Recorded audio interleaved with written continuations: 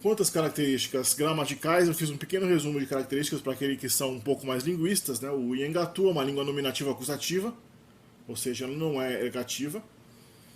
Ela é de ordem gramatical sujeito, verbo, objeto, ou seja, o verbo vem entre o sujeito e o objeto, ao contrário do tupi antigo, que era tipicamente SOV, o verbo vinha no final.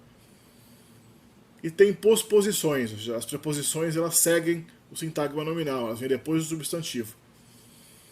O sintagma nominal em si é de ordem determinante, quantificadores e indefinidos depois. O nome, ou seja, o núcleo do sintagma nominal, vem em terceira posição, geralmente, e depois do nome, depois do substantivo, vem o adjetivo. Mais ou menos na mesma ordem que o português. Né? O genitivo, em Engatu, segue o substantivo possuidor, então a gente tem a mesma ordem que o inglês. Os interrogativos em Engatu são frontalizados, algo que já ocorria com bastante frequência no tupi antigo.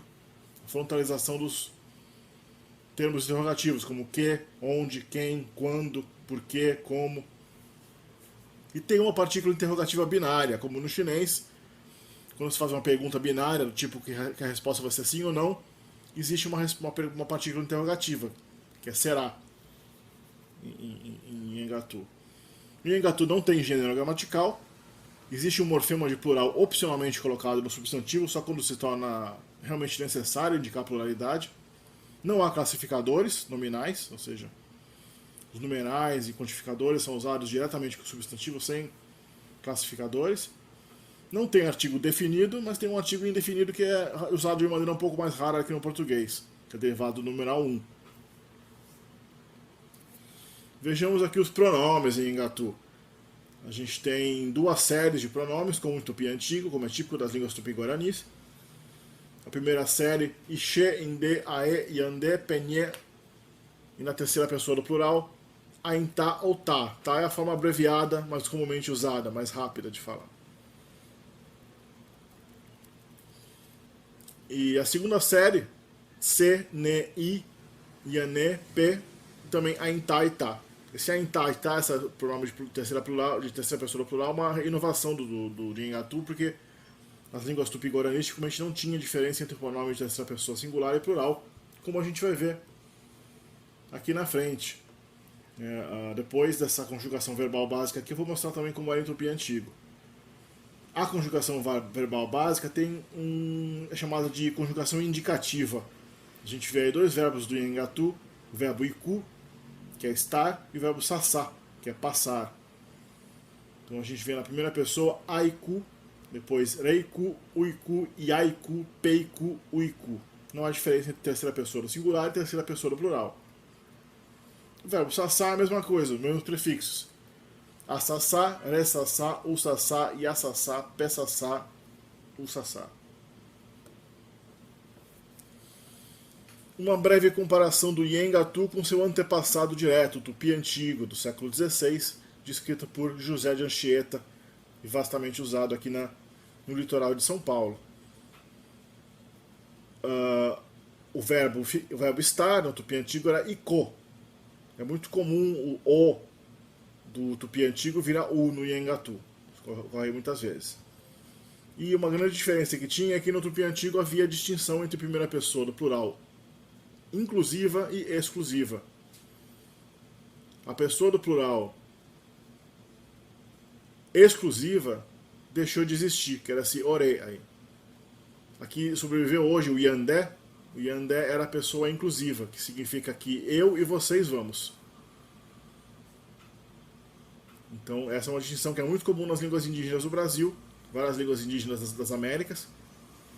É a distinção, inclusive, na conjugação verbal, né? Tem um morfema específico da conjugação para a primeira pessoa do plural, exclusiva e inclusiva. Então a gente tem no tupi antigo aiko, ereiko, oiko, oroiko, que significa que nós aqui vamos, mas vocês não vão. E aiko significa que nós todos vamos, nós aqui, vocês aí vamos. Peiko, vocês vão, e oiko, eles vão, ou ela, tanto faz ele ou ela, porque no tupi não havia, como ainda não há, distinção entre terceira pessoa do plural e do singular. alguns exemplos de sentenças com o verbo aiku em engatu, ishe, aiku ike. Eu estou aqui. Ishe, inde, reiku ike. Você está aqui. A negação em engatu é feita com esse ti aí, ou pode ser niti também. Niti é a forma longa. A forma curta é ti. Ishe ti aiku ike. Eu não estou aqui. O verbo de ligação identificadora do engatu não existe, não é usado. Então você não fala que alguém é mulher. Você é mulher, é só você, mulher. Nem com adjetivo, nem com substantivo, simplesmente tem um verbo que você possa usar para indicar a identidade ou estado de alguma coisa, embora o verbo iku, estar, pode ser usado também para indicar estados temporários por influência do português. Como a gente vai ver aqui, né? Cunhã puranga. Cunhã puranga é a mulher é bonita, também pode ser mulher bonita. Cunhã poranga uiku ike. A mulher bonita está aqui. Cunhã puranga uiku. Aí a cunhã puranga uiku. A mulher está bonita. Esse uiku aí serve de verbo de ligação. Ele é depois do adjetivo, curiosamente. É um verbo final que vem depois do adjetivo predicativo. Em tupi antigo a coisa era diferente, né? Para você indicar que o substantivo está atributivo dentro do sintagma nominal, você juntava, mais ou menos quase que sufixava o adjetivo ao substantivo.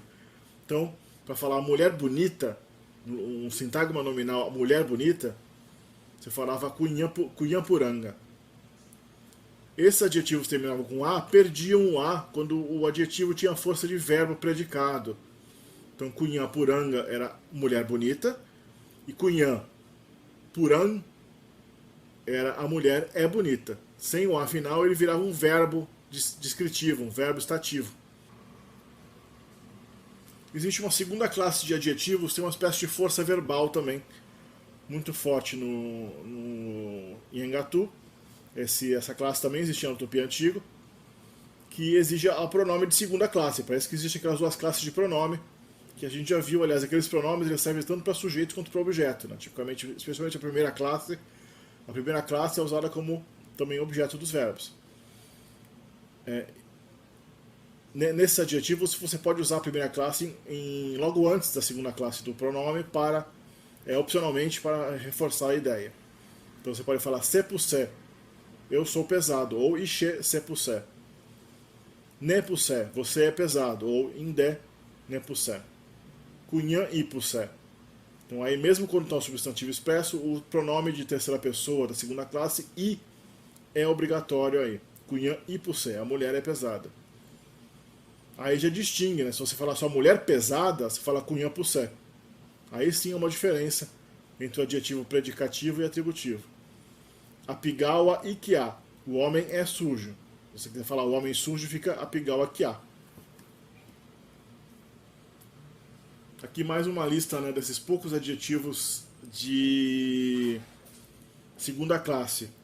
Quere, cansado, apara, torto, auauete, corajoso, yumasi, com fome, apuã, redondo, acanhemu, assustar-se, aí já tem uma valência verbal, né, de processo. Não é bem o estado de estar assustado, sim o processo de se tornar assustado.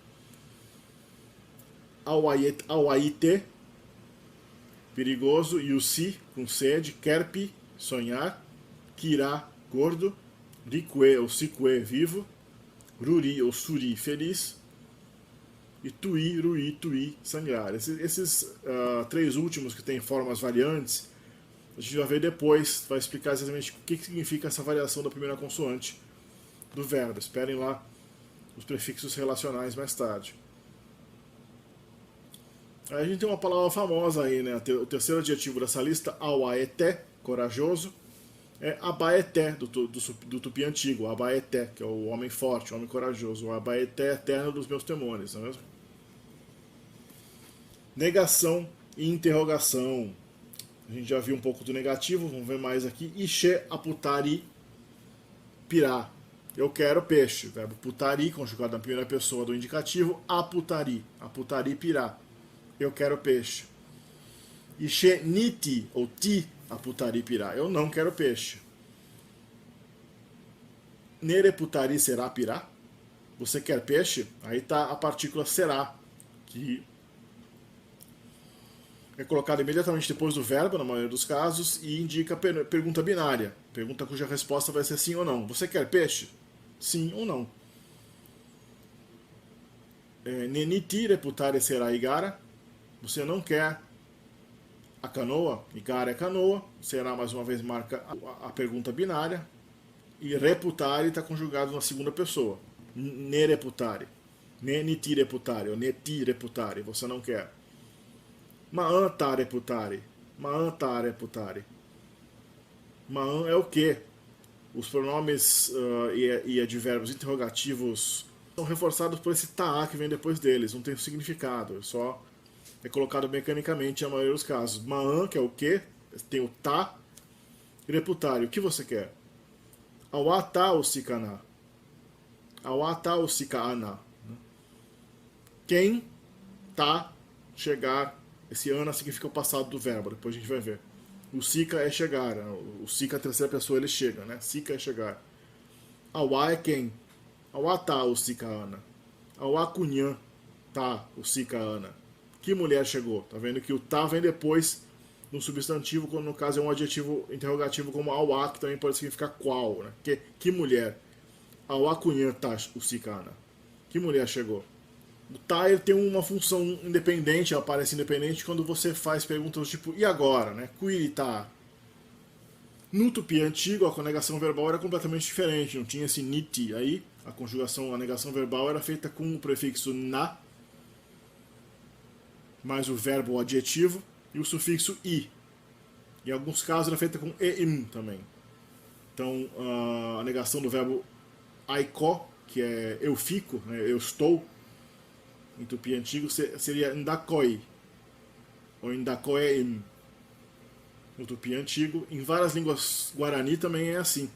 Esse nda inicial, esse nd inicial ainda é o negador dos verbos em guarani moderno. O Nhangatu perdeu totalmente esse mecanismo de negação antigo. Aqui os interrogativos, a gente já viu um pouco, vamos ver a lista completa. Maan, o que, awa, quem, o que, pode ser adjetivo, né? Que mulher, que coisa. Mame, ontem, onde. Makiti, para onde. Masui, de onde. Marupi, por onde. Maie, como. Mairame, quando.